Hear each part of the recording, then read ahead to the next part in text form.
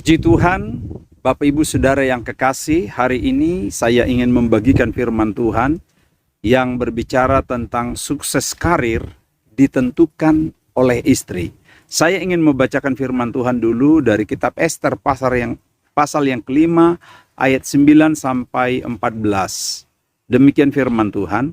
Pada hari itu keluarlah Haman dengan hati riang dan gembira, tetapi ketika Haman melihat Mordehai ada di pintu gerbang istana raja, tidak bangkit dan tidak bergerak menghormati dia, maka sangat panaslah hati Haman kepada Mordehai. Tetapi Haman menahan hatinya, lalu pulanglah ia ke rumahnya dan menyuruh datang sahabat-sahabatnya dan Zeres istrinya. Maka Haman menceritakan kepada mereka itu besarnya kekayaannya, banyaknya anaknya laki-laki, dan segala kebesaran yang diberikan raja kepadanya, serta kenaikan pangkatnya di atas para pembesar dan pegawai raja. Lagi kata Haman, tambahan pula, tiada seorang pun diminta oleh Ester sang ratu untuk datang bersama-sama dengan raja ke perjamuan yang diadakannya, kecuali aku.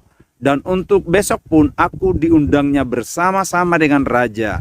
Akan tetapi semua itu tidak berguna bagiku selama aku masih melihat Mordehai, si Yahudi itu, duduk di pintu gerbang istana raja. Lalu kata Zeres istrinya dan semua sahabatnya kepadanya, suruhlah orang membuat tiang yang tingginya 50 hasta dan persembahkanlah besok pagi kepada raja, supaya Mordehai disulahkan orang pada tiang itu. Kemudian dapatlah engkau dengan bersukacita pergi bersama-sama dengan raja ke perjamuan itu. Hal itu dipandang baik oleh Haman, lalu ia menyuruh membuat tiang itu. Bapak Ibu Saudaraku, demikian firman Tuhan yang memberkati kita hari ini. Tema kita seperti saya katakan, sukses karir seseorang ditentukan oleh seorang istri. Tentu kesuksesan karir suami atau karir kita pertama-tama pastilah ditentukan oleh Tuhan yang mempercayakan kita tugas dan tanggung jawab di bumi ini, yang juga memberi kita hidup dan kesehatan. Dan sukses yang kedua tentu ditentukan oleh diri kita sendiri. Bagaimana komitmen kita. Setelah itu baru sukses seseorang itu ditentukan oleh seorang istri. Betapa besar tanggung jawab seorang istri demi karir, demi kelangsungan jabatan seseorang. Bapak Ibu Saudaraku, gagal suksesnya seseorang ditentukan oleh dukungan seorang istri. Sebaliknya, gagal tidaknya seseorang suami meniti karir banyak dipengaruhi, banyak ditentukan oleh seorang istri. Nah, yang kita baca ini menceritakan kisah seorang pejabat di istana raja yang bernama Haman. Dia seorang pekerja istana yang lagi giat bekerja, yang lagi serius meniti karir, tekun, ulet, bahkan dia adalah orang yang jujur untuk menempuh karir di dalam pemerintahan sampai dia sudah menuju puncak. Bapak Ibu, bila dituliskan semua kisah perjalanan Haman, tentulah banyak suka dan duka yang dia hadapi sejak dari seorang bawahan atau sejak dia masuk dalam sebuah pemerintahan menuju karir yang dia cita-citakan. Haman tentu juga punya banyak mitra, relasi yang berkaitan dengan tugas dan tanggung jawab pemerintahan di tengah-tengah kerajaan Ahasuerus Bagaimana Haman harus membangun hubungan yang baik dengan teman-teman, bagaimana dia harus membangun hubungan kepada pemimpin, dan bagaimana juga dia membangun hubungan kepada bawahan. Karena itu hanya ada tips yang ingin saya bagikan supaya Bapak Ibu Saudara yang sedang saat ini meniti karir, engkau tidak salah melangkah. Jadikanlah pengalaman hidup Haman ini menjadi pengalaman hidup kita semua. Karena saya berkeyakinan jika 3 prinsip ini kita pegang, maka engkau akan menjadi orang yang sukses dan berhasil. Ketika engkau menjadi seorang pimpinan, perlakukanlah orang yang di bawahmu sebaik mungkin. Jangan malah orang yang di bawahmu engkau injak, engkau tekan, engkau siksa. Tetapi orang yang di bawahmu, bahkan kalau bisa engkau tarik dia ke atas. Engkau tolong dia apa yang bisa engkau tolong. Itulah langkah yang pertama ketika engkau menjadi orang yang sedang di atas. Lalu ketika engkau sedang berada di bawah, maka perhatikan jugalah supaya engkau jangan menarik orang yang di atas. Jangan engkau berupaya menurunkan orang yang di atas. Karena tidak seorang pun pemimpin di dunia ini yang tidak direstui oleh Tuhan. Karena itu ketika dia sudah menjadi pimpinanmu, maka dukunglah dia. Doakan dia supaya dia sukses memimpin. Supaya dia berhasil dalam tugasnya. Ya, moga-moga ketika dia berhasil, dia melirik engkau ke bawah. Dia menolong engkau. Dia memperhatikan engkau. Jangan justru pimpinanmu engkau jelek-jelekkan supaya dia segera turun. Jangan justru pimpinanmu engkau grogoti supaya dia segera dilengserkan. Itu tidak boleh. Ingat bahwa semua apa yang kita perbuat mengandung konsekuensi. Dan yang ketiga, ketika engkau sedang sejajar atau ada bersama dengan mitramu, jabatanmu, posisimu sejajar dengan yang lain, maka janganlah engkau saling sikut menyikut. Jangan engkau sikut yang ada di sebelah kananmu. Jangan engkau sikut yang ada di sebelah kirimu. Tetapi justru mari ajak mereka bergandengan tangan. Jadikan mereka mitra yang baik, sahabat yang baik. Maka dengan demikian engkau akan maju bersama. Engkau akan meraih keberhasilan bersama. Itulah yang saya ingin beri kepada saudara ketika engkau di atas, ketika engkau sedang di tengah, bahkan ketika engkau sedang di bawah. Yang namanya dunia kerja pasti ada masalah, pasti ada kendala dalam melaksanakan tugas. Sama seperti yang dihadapi oleh Haman. Dikatakan di dalam ayat yang kelima, dia memiliki panas hati. Karena ada pekerjaan, ada teman, ada mitranya yang dia anggap tidak loyal. Dia anggap tidak bisa diajak bekerja sama. Yang dianggap tidak peduli tentang status dia sebagai pimpinan. Sehingga pada ayat yang ke-10, Haman menahan panas hatinya. Berarti ini menunjukkan sebenarnya Haman ini orang yang hebat, orang yang bagus. Karena dia bisa mengontrol emosinya. Dia bisa mengontrol panas hatinya sampai dia di rumah. Jadi di wilayah kerjanya dia tidak menunjukkan emosinya, dia tidak menunjukkan rasa tidak enaknya, dia menahan.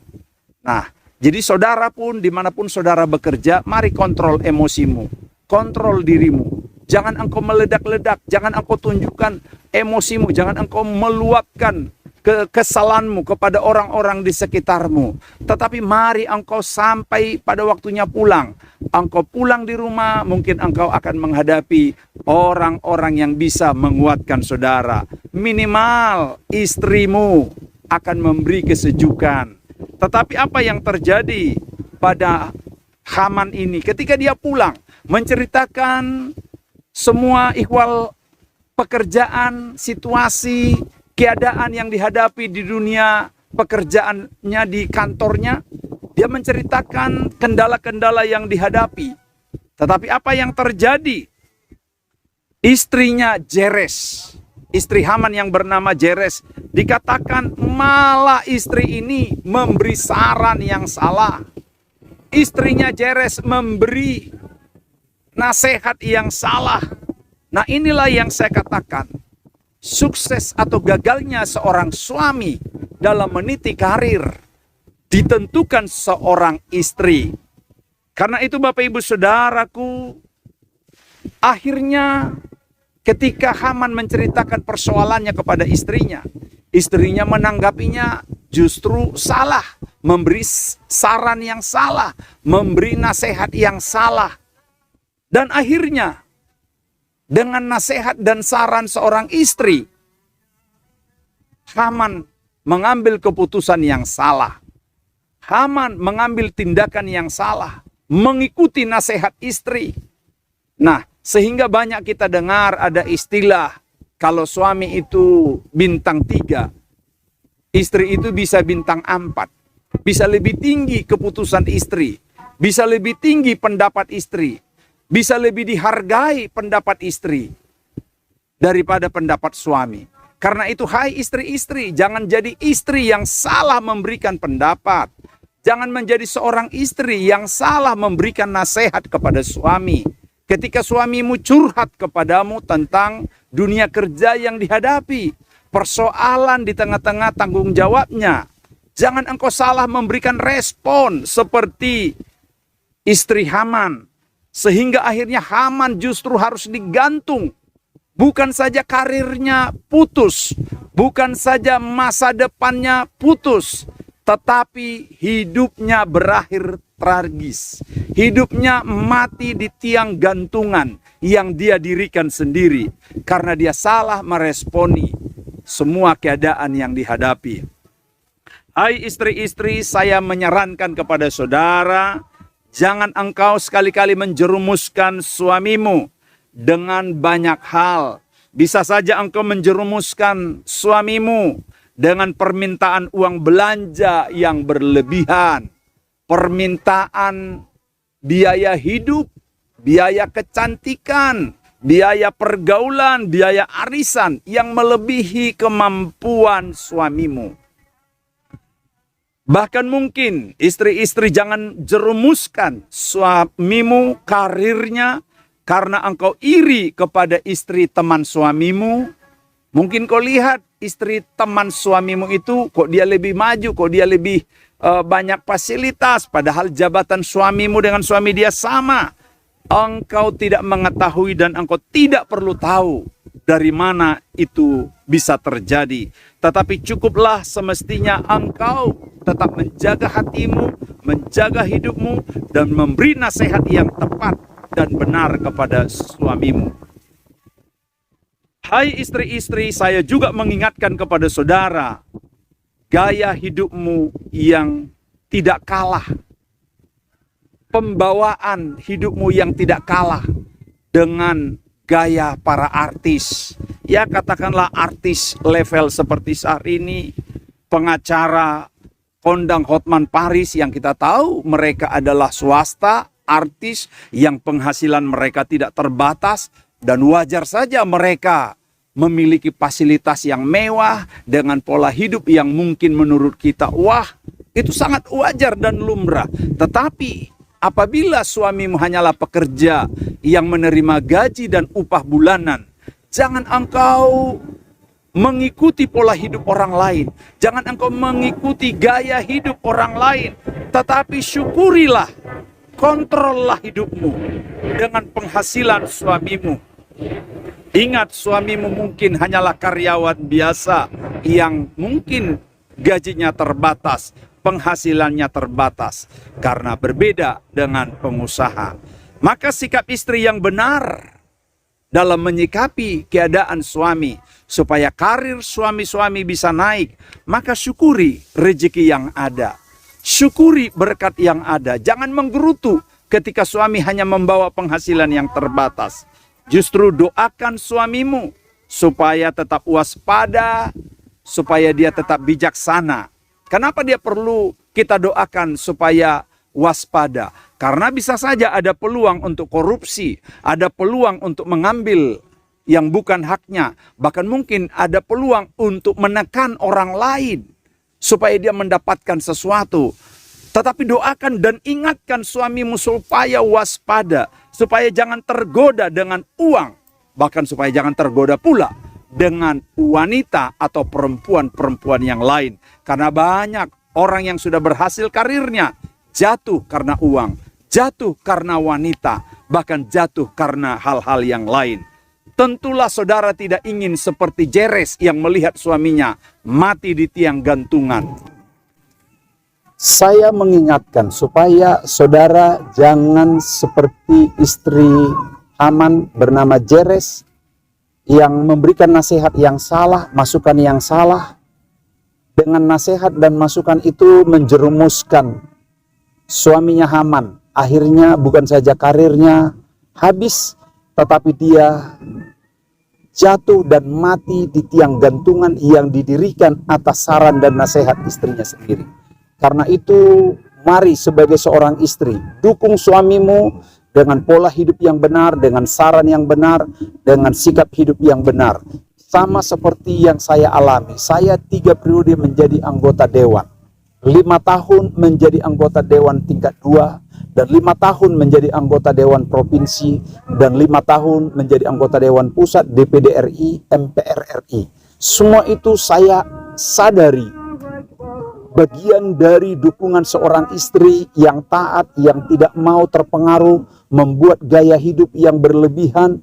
Tetapi biarlah sekalipun karirmu naik, karir suamimu naik, jabatanmu naik, keuanganmu semakin diberkati, biarlah pola hidupmu tetap sama, pola hidupmu tidak berubah. Biarkan semua engkau berbaur dengan masyarakat.